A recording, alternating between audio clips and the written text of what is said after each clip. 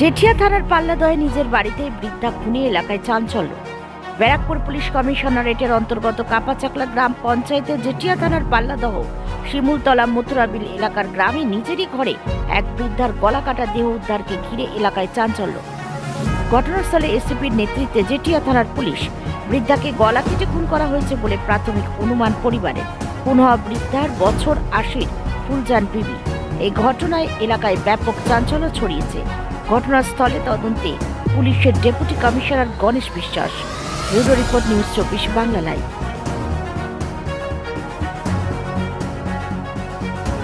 খুনের ঘটনা ঘটেছে, আমরা তদন্ত শুরু করেছি।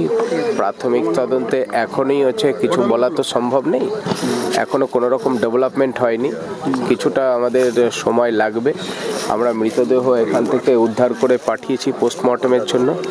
প্রাথমিক তদন্তে অনুমান খুনই হয়েছে, বাদবাকি এখনো কি কারণে খুন হয়েছে, কারা জড়িত বা কে জড়িত, এগুলো তদন্ত সাপেক্ষ। এখনই এই মুহূর্তে কোনো রকম বিস্তারিত বলা সম্ভব নয়।